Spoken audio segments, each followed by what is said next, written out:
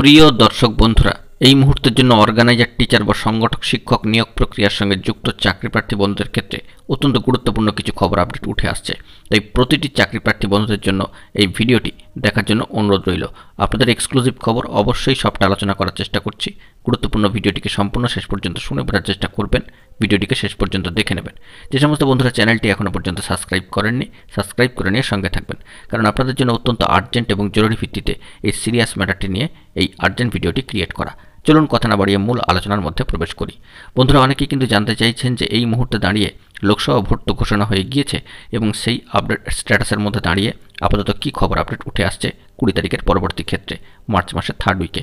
বন্ধুরা, আপনাদেরকে জানিয়ে রাখি যে 20 তারিখের পরে বিভিন্ন ডেডলাইন সম্পর্কিত খবর আপডেট সামাজিক গণমাধ্যমের সাইটগুলিতে উঠে আসছিল, তবে আমাদের চ্যানেলের তরফ থেকে এরকম ধরনের কোনো ডেডলাইনকে কেন্দ্র করে কোনো খবর আপডেট কিন্তু পরিবেশন করা হয়নি, কারণ ডেডলাইন মেনটেন করে কোনো ধরনের খবর আপডেট কিন্তু আসে না। অফিসিয়াল নোটিফিকেশান এলে সবটাই তো আপনাদের সামনে তুলে ধরবার চেষ্টা করব। তবে এক্ষেত্রে জানিয়ে রাখি যে 20 তারিখ পর্যন্ত স্ট্যাটাস, সেখানে না ভেরিফিকেশান, না রিক্রুটমেন্ট প্রসেস, না কোনো ধরনের চিঠি ছাড়ার খবর, কোনো আপডেট স্ট্যাটাস কিন্তু এখনও পর্যন্ত বেরিয়ে আসেনি। 20 তারিখের পরে আজকে 21 তারিখে দাঁড়িয়ে এরকম ধরনের কোনো অফিসিয়াল বার্তা কিন্তু এখনও পর্যন্ত উঠে আসেনি সংগঠক শিক্ষক বা অর্গানাইজার টিচার রিলেটেড নিয়োগ প্রক্রিয়ার সঙ্গে যুক্ত চাকরি প্রার্থী বন্ধুদের ক্ষেত্রে। এ বিষয়ে পরবর্তী ক্ষেত্রে কোনো অফিসিয়াল নোটিফিকেশান আসে কিনা সেই দিকে আমাদেরকে লক্ষ্য রাখতে হবে। আপাতত 20 তারিখের পরবর্তী সময় যে স্ট্যাটাস, প্রেজেন্ট স্ট্যাটাসে দাঁড়িয়ে আমরা আপাতত এই নিয়োগ সংক্রান্ত কোনো ধরনের আপডেট তথ্য কিন্তু অফিসিয়ালিভাবে পাইনি।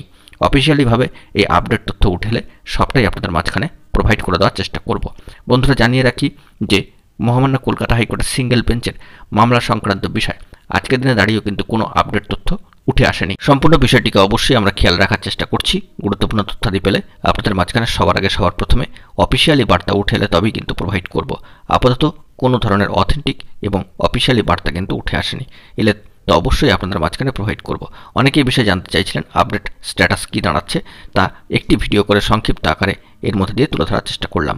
বন্ধুরা, এখন এই পর্যন্তই। সকলে ভালো থাকবেন। গুরুত্বপূর্ণ আপডেটগুলি পাওয়ার জন্য চ্যানেলটিকে সাবস্ক্রাইব করে সঙ্গে থাকবেন। ধন্যবাদ।